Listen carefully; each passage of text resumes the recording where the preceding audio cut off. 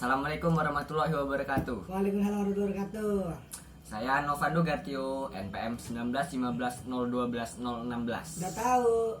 Di sini saya akan menjelaskan tentang perspektif Apa tuh? desain dalam arsitektur menurut teori Vitruvius dan teori Sir Henry Wotton. Wow.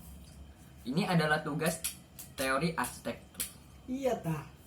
Ya, baik, kita mulai saja. Hayu, Ayo, meluncur. gas. Monggo. Bagi seorang desainer, diwajibkan dapat menciptakan seluruh ide atau sebuah ide Wajib dong. atau gagasan desain terbaru dan dituntut untuk dapat mempertimbangkan banyak hal, baik yang berupa faktor fisik maupun berupa faktor non fisik, untuk dapat memenuhi kebutuhan dasar dan kebutuhan sosial. Menurut Vitruvius, sebuah benda desain harus memenuhi syarat minimal, yaitu utilitas, formalitas, dan venusitas. Utilitas itu terdapat pada aspek fungsi. Firmitas terdapat pada aspek kekokohan, dan venusitas itu aspek keindahan. Ketiga unsur tersebut harus ada dalam sebuah benda desain. Walaupun kadar fokusnya memang tidak harus sama, keterkaitan dan kadar fokus yang berbeda pada ketiga unsur tersebut menghasilkan konfigurasi yang beragam berupa kecenderungan desain. Kadar fokus yang besar diberikan kepada aspek fungsi dan kenyamanan, akan menciptakan kecenderungan desain pragmatik. Kadar fokus yang besar diberikan kepada cenderungan keindahan, menciptakan kecenderungan desain ikonik, dan masih banyak lagi konfigurasi yang bisa dikembangkan.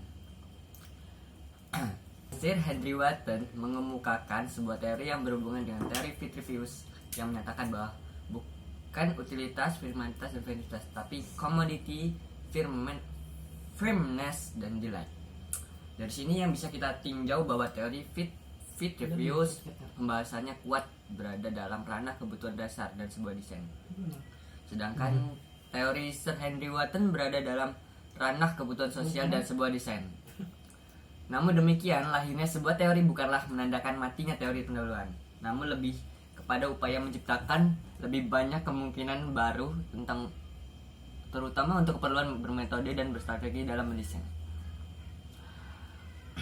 Berdasarkan kesimpulan ini, bahwa didapat hasil pandangan Vitruvius dalam dunia arsitektur lebih sesuai dengan arsitektur barat, sehingga masyarakat beranggapan bahwa arsitektur Nusantara sangat jauh dari kata layak huni, sebab aspek firmanitas atau kekokohan, utilitas yaitu kegunaan, dan fungsi venusitas yaitu keindahan sangat tidak tergambarkan. Yang berikutnya yaitu keterkaitan teori Vitruvius dengan arsitektur past, now, dan future. Bila dilihat melalui trilogi Vitruvius, dua hal yang pertama tercakup dalam utilitas dan formalitas, sedangkan venusitas lebih cenderung akan mengungkapkan yang berhubungan bentuk dan proporsi dari segi keindahan dan estetika. Tidak ada seorang pun yang akan berdebat tentang pemikiran bahwa sebuah bangunan harus didirikan dengan perhitungan yang benar agar tidak ambruk. Demikian pula dengan kualitas bahan bangunan yang digunakan haruslah prima. Kekasaran dan kelembutan bahan bangunan merupakan persyaratan pula agar bangunan tersebut nyaman digunakan. Mantap. Hubungan inilah yang menunjukkan erat firmanitas dan utilitas bahan bangunan dan bentuk struktur yang Anda menghadirkan suatu keindahan bagi bangunan itu sendiri. Wow. Teori arsitektur diklasifikasikan jadi 3 kelompok menurut Edward Robin yang dikutip oleh Iwan Sudrajat berdasarkan lingkup problematisnya. Yang pertama yaitu teori in arsitektur, yang kedua teori of architecture, dan yang ketiga adalah teori about architecture. Teori in architecture umumnya mengamati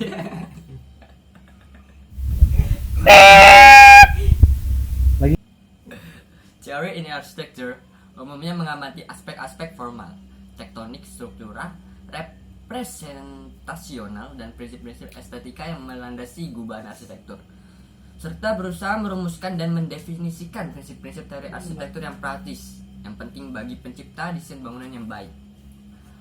Teori yang superficial, deskripsi, dan perspektif kurang dilandasi oleh interpretasi dan pemahaman kritis yang dalam. Yang kedua, Theory of Architecture. Berusaha menjelaskan bagaimana para arsitektur mengembangkan prinsip-prinsip dan menggunakan pengetahuan teknik dan sumber-sumber dalam proses desain dan produksi bangunan. Isu pokok di sini bukanlah prinsip-prinsip umum yang memandu desain, tetapi bagaimana dan mengapa arsitektur mendesain, menggunakan media, dan bertindak, serta mengapa di antara mereka bisa terjadi keragaman historis maupun budaya. Yang ketiga yaitu Theory about Architecture. Bertujuan menjelaskan makna dan pengaruh arsitektur, mendukung arsitektur dalam konteks sosial budaya, memberikan